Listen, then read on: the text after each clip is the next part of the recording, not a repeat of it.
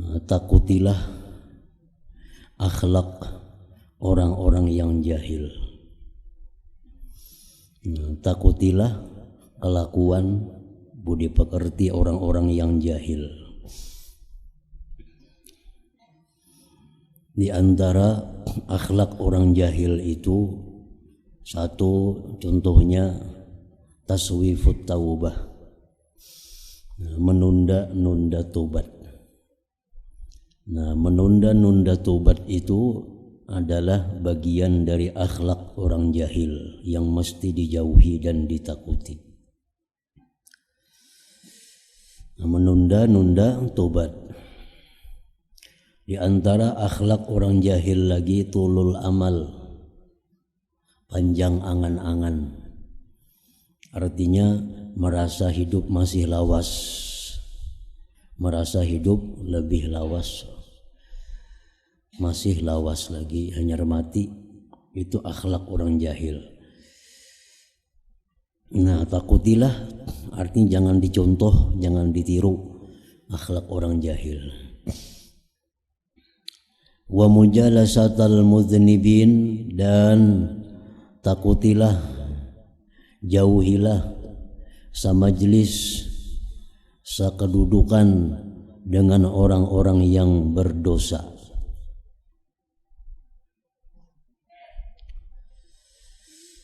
Kenapa disuruh berjauh lawan orang-orang yang berdosa itu? Wadzalika liqasawati qulubihim wa zulmatiha birtikabiz dzunub. Karena kerasnya hati mereka dan gelapnya hati mereka dengan sebab melakukan dosa-dosa. Jadi amun kita sekedudukan dengan orang-orang yang berdosa itu, yang mana mereka itu hatinya keras, hatinya gelap, kita akan tertular kaina. Akhirnya kita pun juga katuju dengan dosa. Kalau kita biasa sapakawanan lawan orang yang suka berdosa itu.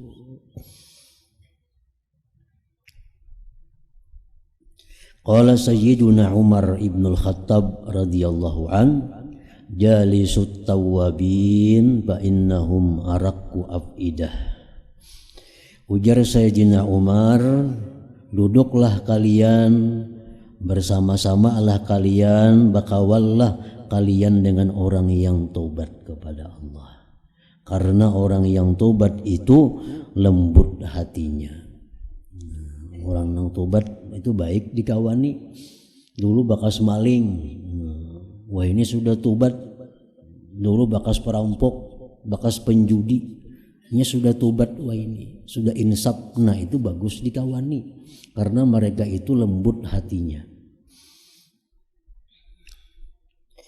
Wada'awal mu'ajibin, dan jauhilah dakwaan orang yang ujub dengan amalnya, orang yang merasa dirinya punya kedudukan di sisi Allah, orang yang merasa dirinya wali, orang yang merasa dirinya kekasih Allah. Jangan dikawani itu, jangan dikawali juga orang yang mengaku-ngaku bahwa inya punya kedudukan di sisi Allah, inya mengaku kekasih Allah. Orang yang mengaku-ngaku itu jangan juga dikawani. Waraja al-mughtarrin, dan jauhi pula harapnya orang yang tertipu. Harapnya orang yang tertipu. Harapnya orang tertipu itu orang yang mengharapkan ampunan Allah, mengharapkan kasih sayang Allah, tapi kada takwa kepada Allah. Nah itu tertipu ngarannya. Inya hanya memandang Allah itu satu sisi, pengampun, pemaaf, penyayang, penyantun, pemelihara. Nah ini memandang hanya sisi situ. Kada dipandangnya bahwa Allah itu maha menghitung, Allah maha menyiksa, Allah maha adil, Allah maha keras. Inya kada memandang itu. Lalu inya tertipu, merasa diampuni Tuhan aja kena dosa, padahal kada tobat. merasa disayangi Tuhan padahal kada takwa. Nah itu orang tertipu. Nah itu jangan juga dikawani orang seperti itu. Wa ya'sal qanitin, dan putus asanya orang yang putus asa. Jangan dikawali juga orang putus asa itu. Wa kun bil haqqi amila, dan jadilah engkau dengan kebenaran itu mengamalkan. Jadilah engkau dengan kebenaran itu mengamalkan. Itu cirinya orang yang tawadhu. Orang yang tawadhu itu dia mesti tunduk kepada yang benar. Wa billahi wathiqa, jadilah engkau itu dengan Allah percaya. Percaya apa yang difirmankan olehnya dalam Quran, dalam hadis kudusi, dengan apa yang disampaikan Tuhan kepada Rasulullah. Ini percaya itu. Wa bil ma'rufi amira wa anil munkari nahiya, dan laksanakan amar ma'ruf nahi munkar. Laksanakan amar ma'ruf nahi munkar. Di bawah ada kisah rawal Bukhari fi sahihihi fi kitabil manaqib bi babi kissatil bai'ah wal ittifaq ala Utsman an Amr bin Maimun anna Umar ibn al-Khattab radhiyallahu anhu lamma ta'anahu Abu Lu'lu'ah al-Majusi wa arafu annahu mayyit qala fadakhalna alaihi wa ja'an nas yuthnuna alaihi wa ja'a rajulun syab faqala abshir ya amiral mu'minin bi busyrallahi lak. Falamma adbara syab idza izaruhu yamassul arda qala Umar ruddu alayya al-ghulam qala ya ibna akhi irfa' thawbak fa innahu anqa li thawbik wa asqa li rabbik. Panzur ya ra'akallah ila Umar radhiyallahu an wa huwa bin naza' yajudu bi nafsihi lam yamna'hu ma kana fihi min ghamaratil maut wal alam ay ya'mura bil ma'ruf wa yanha 'anil munkar wa yansahu dzalika syab bil anqa wal atqa radhiyallahu an Umar wa razaqanal iktida bi siratih. Sayyidina Umar itu manakala ditusuk oleh orang Majusi, Abu Lu'lu'ah ngarannya, dicucuk lawan pedang, lalu dalam keadaan sakaratul maut. Orang datangan masing-masing memuji kepada Umar karena beliau orang yang adil sebagai khalifah Allah, khalifah Rasulullah. Datang seorang pemuda juga memuji kepada Sayyidina Umar. Begitu berpaling pemuda tadi, sarungnya, tapih pemuda itu bapair ke tanah. Nah, tapihnya bapairan ke tanah. Ujar Umar, kembalikan kepadaku pemuda itu. Suruh sini pemuda tadi. Ujar Umar, wahai pemuda, angkat tapi hikam itu. Angkat tapi hikam itu lebih bersih bagi pakaian engkau dan lebih takwa bagi Tuhan engkau. Nah, maka tengoklah kepada Umar dalam keadaan sakaratul maut, tidak mencegah akan beliau sesuatu yang ada pada beliau daripada sakaratul maut dan sakit, bahwa menyuruh dengan ma'ruf, mencegah munkar. Padahal dalam sakaratul maut nih, melihat ada orang nang tapihnya bapairan, ditagur oleh Umar, jangan, itu kada baik. Bapair tapih itu perilaku orang sombong.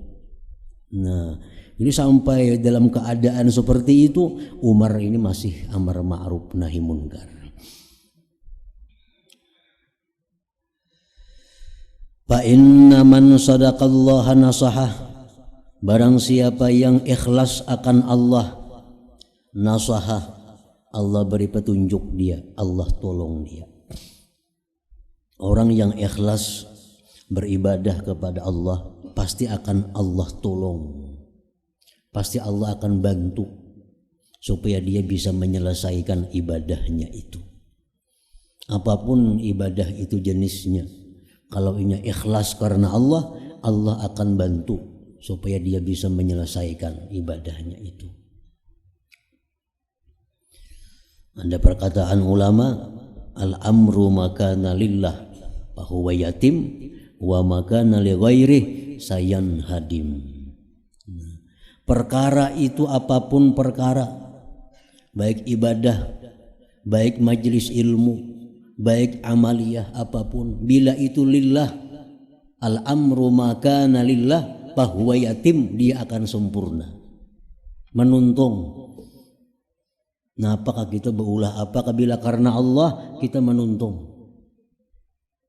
Wa makana li ghairi sayan hadim, bila kada karena Allah runtuh di tengah jalan, rubuh di tengah jalan. Maulah apakah amalan enggak kita, tapi kada karena Allah, paling-paling seminggu ampih ma'amalakan, paling-paling sebulan ampih ma'amalakan. Membuka apakah bila kada karena Allah kada menuntung. Al-amru makana lillah fahuwa yatim wa makana li ghairih sayan hadim. Itu contoh perkataan ulama nang fa inna man sadaqallah nasaha, bila orang itu ikhlas karena Allah, Allah akan tolong dia, akan bantu dia. Kita lihat sekolahan-sekolahan yang dibangun dengan ikhlas oleh orang-orang bahari, macam Darussalam itu orang-orang wali yang membangunnya orang ikhlas, berapa tahun sudah berkembang, terus jalan karena dibina oleh orang-orang yang ikhlas karena Allah.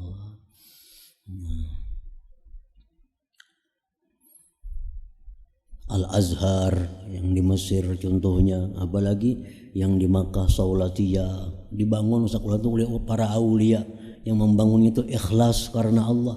Nah, sampai sekarang ratusan bahkan ribuan tahun masih ada, masih berkembang. Karena man sadaqallah nasahahu wa man tazayyana li ghairihi fadahahu, barang siapa yang berhias untuk selain Allah, baik hiasan yang sifatnya ibadah atau hiasan sifatnya duniawi, kada karena Allah, fadahahu, Allah akan permalukan dia. Kada menuntung, artinya kada menuntung. Wa man tawakkala alaihi kafah, barang siapa yang tawakal atas Allah, Allah cukupi dia. Wa man wathiqa bi ghairihi maqatah, siapa yang berpegang dengan selain Allah, Allah benci kepadanya. Wa man khafahu, siapa takut kepada Allah, ammanahu, Allah amankan dia. Wa man syakarahu, siapa yang syukur kepada Allah, zadahu, Allah akan tambah. Wa man ata'ahu akramah, siapa yang taat kepada Allah, akramah, Allah muliakan. Wa man atharahu ahabbah, siapa yang mengutamakan Allah, ahabbah, Allah cintai dia. Mengutamakan Allah daripada makhluknya, maksudnya mengutamakan Allah dari nafsunya, mengutamakan Allah dari keinginan-keinginan pribadinya. Nah, Allah akan cinta kepada orang itu. Wa man ahabbahu maulah, siapa yang dicintai oleh Tuhan, faqad faz, dia beruntung. Nah, dia akan sukses artinya. Wahzar antadina lillahi bil aqli, takutlah kamu bahwa kamu beragama bagi Allah itu dengan akal. Beberapa kali beliau pengarang menyebut ini, bahwa beragama itu jangan melalui akal. Akal mesti tunduk kepada hukum Allah. Akal itu mengikut hukum Allah. Jangan hukum Allah mengikut akal. Bila ada hukum Allah yang kada cocok akal, kada diterima. Bila ada hukum Allah yang cocok akal, diterima. Itu akan tersesat.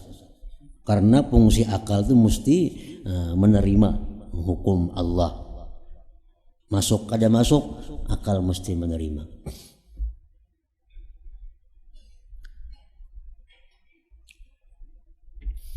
Nah, dicontohkan di dalam ilmu tauhid.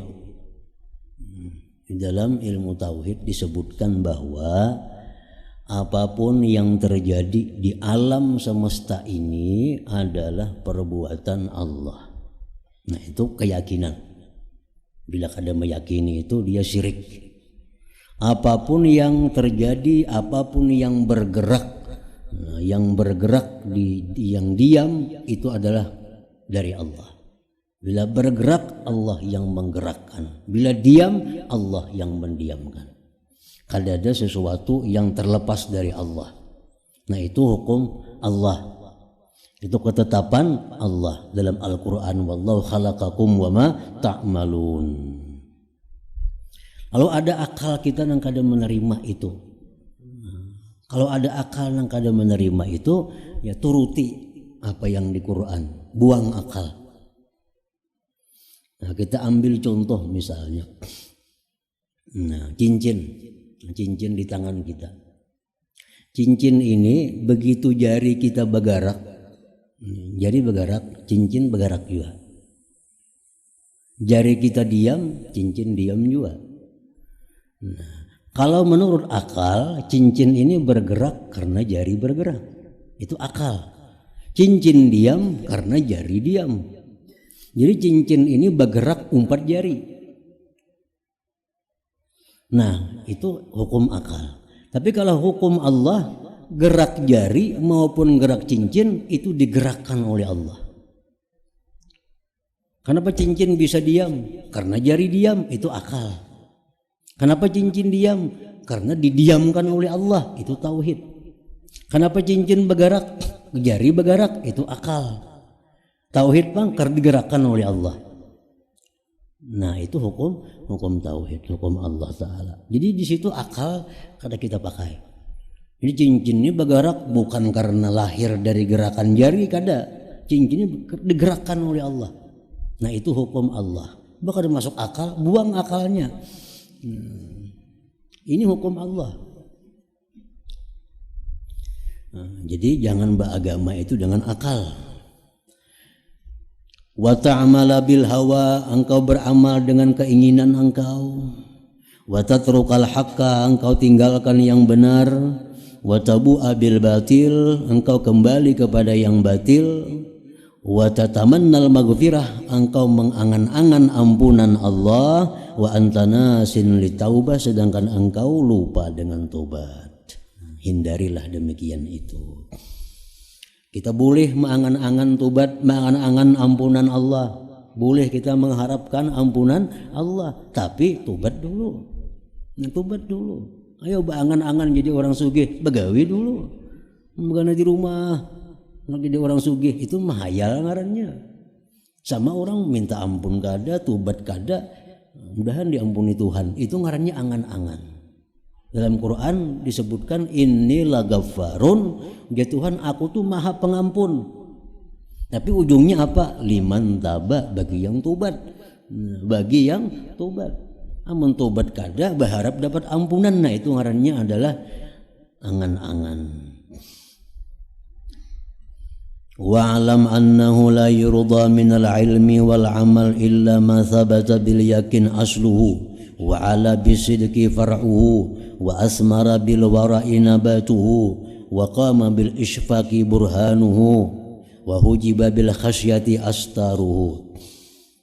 Ketahuilah bahwa tidak diridai ilmu, amal, kecuali sesuatu yang sabit dengan yakin dasarnya. Ilmu, amal itu mesti dari keyakinan.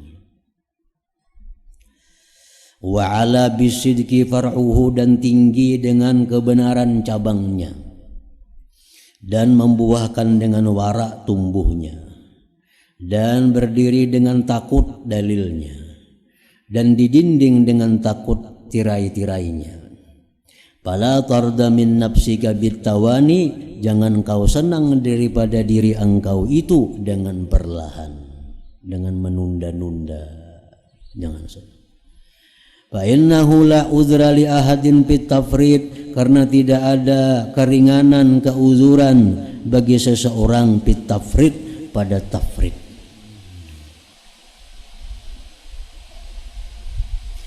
Tafrid itu sisi sebelum sempurna.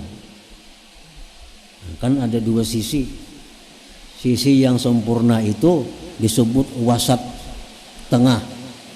Nah, sebelum naik ke tengah ngarannya tafrid. Nah, sesudah tengah itu ngarannya ifrat. Nah, kedua-duanya kada disukai oleh Allah. Kita membasuh muha waktu baudu 3 kali. Nah, itu sempurna. Kalau 2 aja bang, tafrid ngarannya. Kalau 4 ifrat, kada disukai itu. Wala li ahadin anillahi gina, dan tidak ada bagi seseorang daripada Allah itu kekayaan.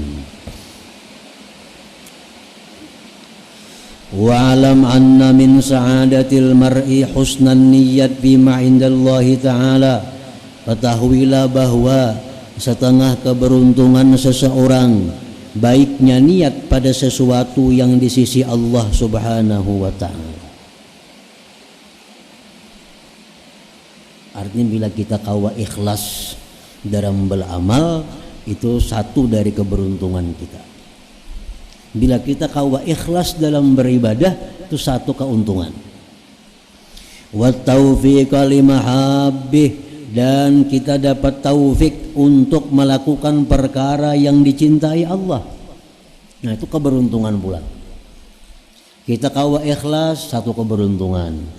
Kita dapat taufik kawa melakukan perkara yang dicintai Allah, keberuntungan lagi. Wa man aradallahu bi khairan wa habalahul aqla wa habbaba ilaihil ilma, barang siapa yang menghendaki oleh Allah dengannya itu orang baik, Allah berikan bagi orang itu akal, Allah sukakan kepada orang itu ilmu. Alamat orang baik, alamat orang yang dikehendaki Allah baik itu Allah beri akal, Allah sukakan kepadanya ilmu. Di bawah nomor 2, nomor 3. Wa alam annal istighala bin nafilati minal ilmi afdalu minal istighali bin nafilah minal ibadah. Ketahuilah bahwa bekerja dengan yang sunat daripada ilmu lebih besar pahalanya daripada bekerja dengan yang sunat daripada ibadah. Menuntut ilmu yang sunat. Ilmu yang sunat contohnya kayak apa?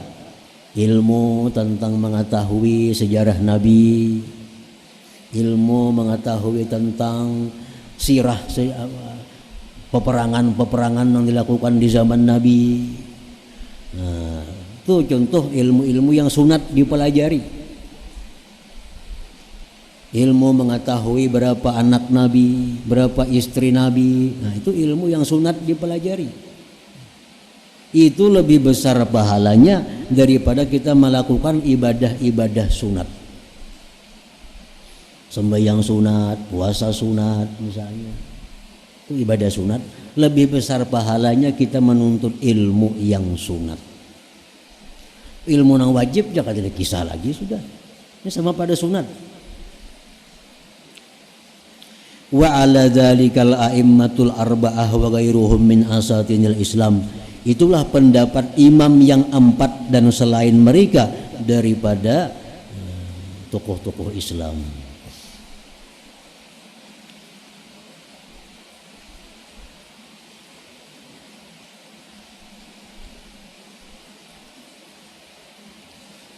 Nah, wa an Ibnu Abbas, disebutkan dari Ibnu Abbas qol muzakaratul ilmi sa'atan khairun min ihya'i lailah. Kita muzakarah ilmu sesaat pahalanya lebih baik daripada kita beramalan semalaman suntuk. Nah, lebih baik daripada beramalan semalaman suntuk. Padahal kita setumat saja muzakarah ilmu nih, tumat saja sesaat, pahalanya taganal itu daripada kita di sajadah semalaman suntuk. berzikir, membaca Quran apa segalanya.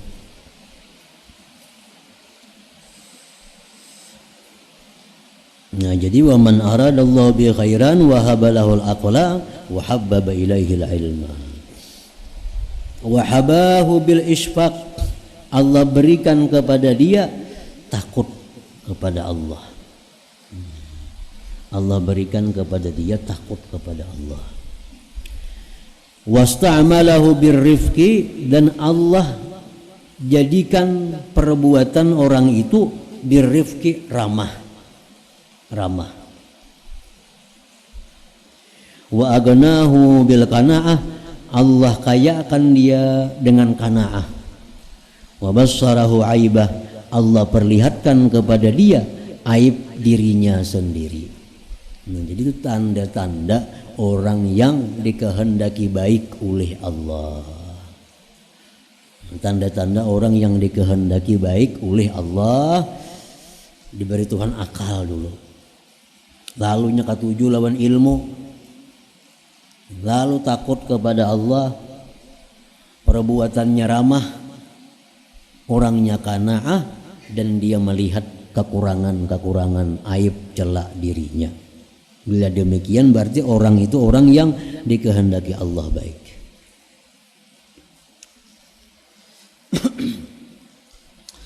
Wa'alam rahimakallah anna sidqa wal ikhlas aslu kulli hal.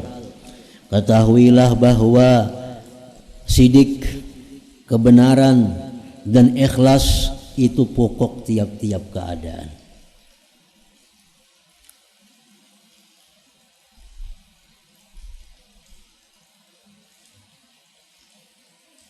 Orang tobat perlu kepada sidik dan ikhlas. Orang yang wara perlu kepada sidik dan ikhlas. Orang yang segala macam perlu kepada sidik dan ikhlas itu. Sembahyang, puasa, zakat, sedekah perlu kepada sidik dan ikhlas. Fa'anis sidqi yatasha'abu sabru wal qanaatu waz zuhdu war ridha wal uns.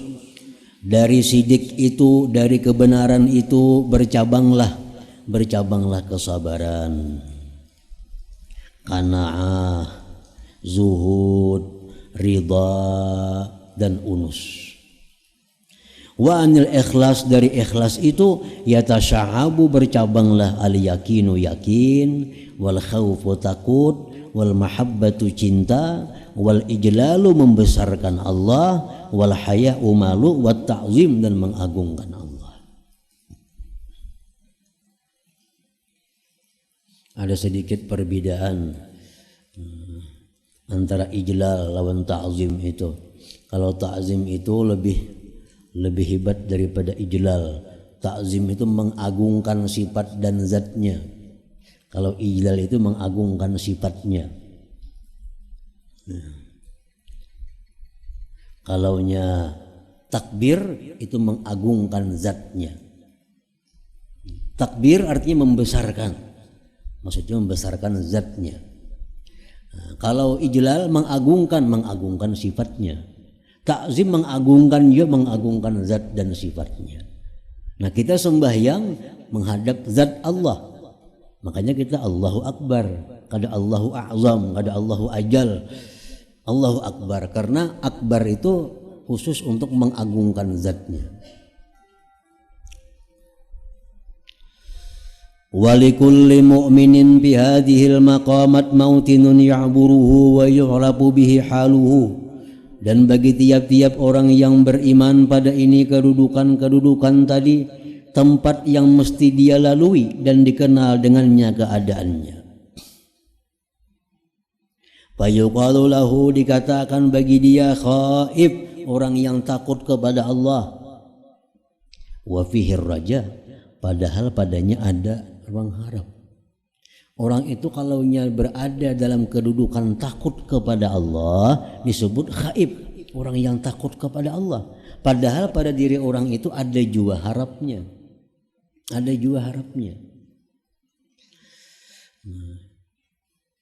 Warajin, disebut dia orang yang mengharap. wa fihil khauf, padahal pada dirinya ada juga takut kepada Allah.